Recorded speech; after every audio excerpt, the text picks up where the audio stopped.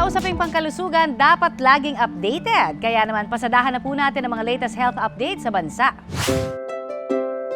Kapag bakuna ay kumpleto, lahat ay protektado. Ito ang kampanya ng Department of Health sa World Immunization Week noong April 24 to 30. Ayon sa 2022 WHO UNICEF estimates of national immunization coverage, mahigit 600,000 bata pa ang hindi nababakunahan sa Pilipinas. Dahil hindi bakunado, mas mataas ang tsansa na makakuha sila ng mga sakit. Dahil dito, patuloy ang paalala ng DOH na pabakunahan ang mga bata pagkapanganak.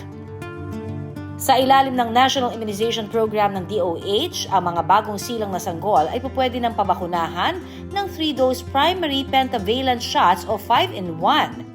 Ibinibigay ito ng libre sa mga health centers sa mga sanggol 6 weeks, 10 weeks at 14 weeks pagkapanganak. Ang mga batang bakunado ay protektado sa mga life-threatening diseases gaya ng diphtheria, tetanus, pertussis, hepatitis B at Haemophilus influenza type B. Samantala, para naman sa gumagamit ng vape o e-cigarettes, paalala po ng DOH, may panganib na dala rin ho ang mga ito sa ating kalusugan. Kaya naman, gaya sa mga pakete ng sigarilyo, pati na vape o e-cigarettes ngayon ay magkakaroon na po ng mga graphic health warnings.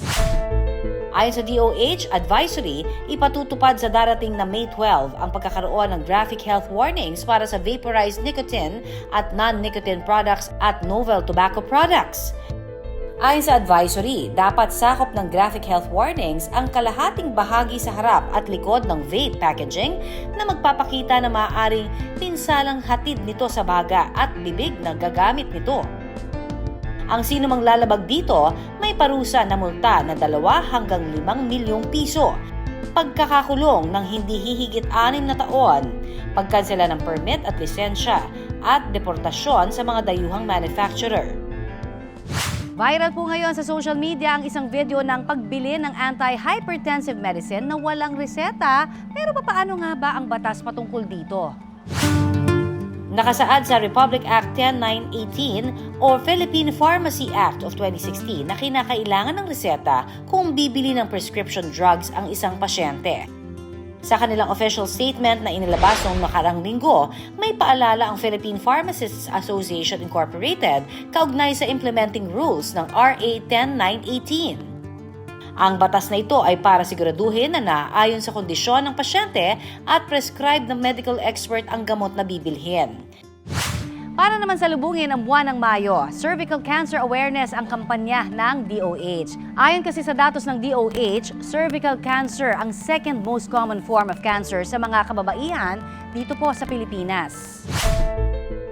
Ang cervical cancer ay ang pagtubo ng abnormal na cells sa lining ng cervix ng isang babae.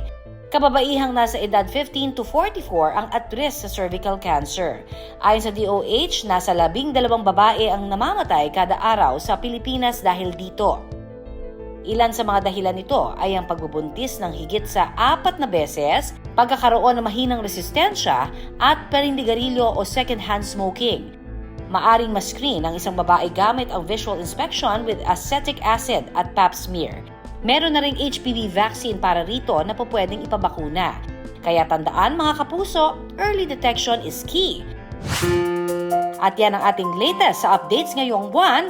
Laging tandaan mga kapuso, basta usaping kalusugan, dapat updated ka.